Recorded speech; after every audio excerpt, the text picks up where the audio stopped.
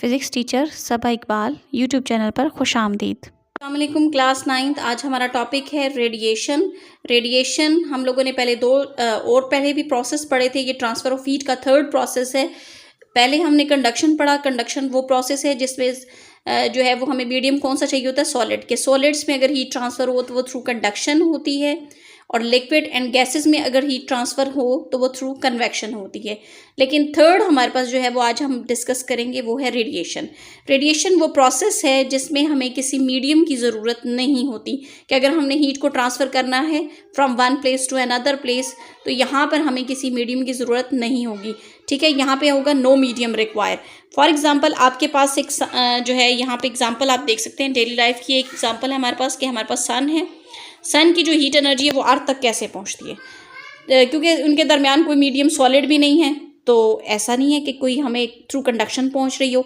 Air भी नहीं है क्योंकि वैक्यूम है, ये बहुत दूर है, तो एयर भी नहीं है। इसका मतलब ये यहाँ पे वैक्यूम है, सारी स्पेस है, तो हीट एनर्जी हमें कैसे मिलती है। तो यहाँ पर हम देखेंगे कि जो सन से हमें हीट एनर्जी अर्थ तक मिल रही है वो क्या है, थ्रू रेडिएशन। इस प्रोसेस के ज़रिए हमें हीट एनर्जी मिल रही होती है। ठीक है, सन हमें हीट एनर्जी दे रहा होता है और हम हमारी अर्थ के ऊपर जो है उसकी हीट एनर्जी हमें मिल जाती है। तो ये थ्रू रेडिएशन का प्रोसेस है। फॉर एग्जांपल आपने देखा होगा कि हमारे पास अगर हम कैंडल है और उसके पास अपनी फिंगर लेकर आएँ तो हमारी जो फिंगर है वो गर्म होना शुरू हो जाती है, और मतलब इतनी भी गर्म हो जाती है कि हम फ़ौरन उसको हमें पीछे हटाना पड़ता है अपने हाथ को। उसकी रीज़न ये है कि जब हमें हीट एनर्जी मिल रही होती है वो किस प्रोसेस से मिल रही होती है, थ्रू रेडिएशन। रेडिएशन वो प्रोसेस है जब हीट एनर्जी डायरेक्ट हमें मिल रही हो, ठीक है, रेडिएशंस के ज़रिए, वेव्स के ज़रिए, जिसे मीडियम की ज़रूरत ना हो। ठीक है, तो ये वो प्रोसेस है। आज हम इस प्रोसेस के बारे में ही सारा डिस्कस करेंगे कि कैसे हीट एनर्जी हमें मिल रही है। तो नेक्स्ट हमारे पास जो टॉपिक इसी का ही है कि अगर हमारे पास कोई फायर प्लेस है फॉर एग्जांपल रूम में, तो होगा क्या कि आपने हीटर्स की मैंने आपको पीछे एग्जांपल दी थी कन्वेक्शन वाले प्रोसेस में। हीटर्स में क्या होता है कि हीट एनर्जी जो है, हीटर्स जो है वो क्या करते हैं, हीटर्स जो हैं वो हीट एनर्जी को क्या करते हैं आगे की तरफ, मतलब वहाँ से ये जो उसके पास हीट एनर्जी गुजरती है तो उसको क्या करते जाते हैं, वो हीटअप होती रहती है वो एयर, और वो ऊपर की तरफ उठना शुरू हो जाती है। तो ये प्रोसेस एक चलता रहता है, और जब ये प्रोसेस ऐसे सर्कल में चलता रहेगा तो इस प्रोसेस को हम कहेंगे थ्रू कन्वेक्शन। ठीक है, एक मतलब हीट एनर्जी, लाइट जो हमारे पास एयर है वो ऊपर की तरफ उठना शुरू होगी, कूल एयर हमारे पास डाउनवर्ड आ गई, और ये एक प्रोसेस है जो कि थ्रू कन्वेक्शन हो जाता है।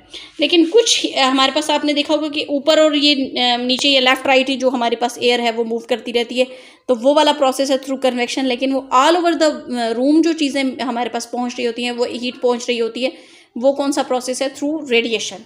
ठीक है, रेडिएशन में हम लोग आगे पढ़ेंगे कि radiation are emitted by all bodies. The rate at which radiations are emitted depends upon various factors such as colors and texture of the surface, surface temperature, surface area. Why does a cup of hot tea, ये मैंने आपको class में example बताई थी कि एक hot T जो है हमारे पास, वो अगर हमने रूम में आके रखी है तो वो मतलब हीट को ट्रांसफ़र करेगी, और जो है हीट एनर्जी उसकी जो है वो ट्रांसफ़र होके किधर, रूम की तरफ जाएगी, और रूम और उसका जो टी का जो टेम्परेचर है वो बैलेंस हो जाएगा। Why does a glass of chilled water become hot after some time. Chilled water जो है कुछ टाइम के बाद गर्म क्यों हो जाता है, क्योंकि जो रूम टेम्परेचर है वो हाई टेम्परेचर पर होता है, चिल्ड वाटर लो पर होता है, तो वो दोनों एक दूसरे की तरफ जो है वो अपनी हीट को ट्रांसफ़र करते हैं, और जैसे ही वो ट्रांसफ़र करते हैं तो वो बैलेंस हो जाते हैं, उनका टेम्परेचर बैलेंस हो जाता है। ठीक है, अब all the objects lying inside a room including the walls, roof and floor of the room are radiating heat. सब के सब क्या करें, हीट को रेडिएट करें। However, they are also absorbing heat at the same time. और उसी time पर वो हीट को एब्जॉर्ब भी कर रहे होते हैं। When temperature of an object is higher than its surrounding, then it is radiating more heat than it is absorbing. ऐसे ही अगर उसका टेम्परेचर उसके सराउंडिंग से ज़्यादा है तो वो हीट को रेडिएट करेगा, किसकी निस्बत, एब्जॉर्बिंग की निस्बत। अगर वो उसका टेम्परेचर उसके सराउंडिंग से कम है तो वो हीट को एब्जॉर्ब करेगा।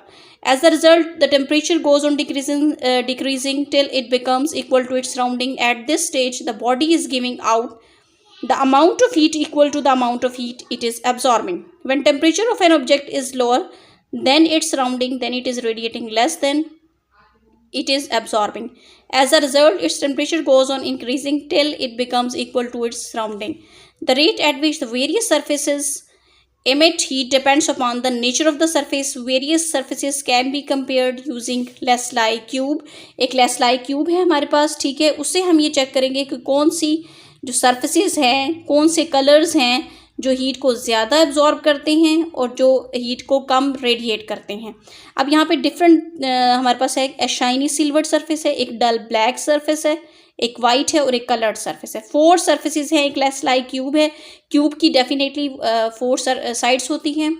तो आपको ये एक बॉक्स नज़र आ रहा है फिगर 19.15 में, तो आप इसको देख सकते हैं कि यहाँ पर आप जब हीट एनर्जी यहाँ पे इसको देना शुरू करेंगे तो उससे क्या होगा कि वो हीट एनर्जी अब देखेंगे कि कौन कौन से जो सरफेसेस हैं वो हीट को ज़्यादा एब्जॉर्ब कर रही हैं, ठीक है। अब ये हमारे पास नेक्स्ट में देखिए कि heat hot water is filled in the Lasley cube and is placed with one of its face towards a radiator detector. It is found that black dull surface is a good emitter of heat. आपने देखा, मैंने कहा कि good emitter of heat है, heat को emit भी ज़्यादा करेगा। The rate at which various surfaces absorb heat also depend upon the nature of two surfaces. For example takes 2 surfaces, one is dull black and the other is a silver polish surface.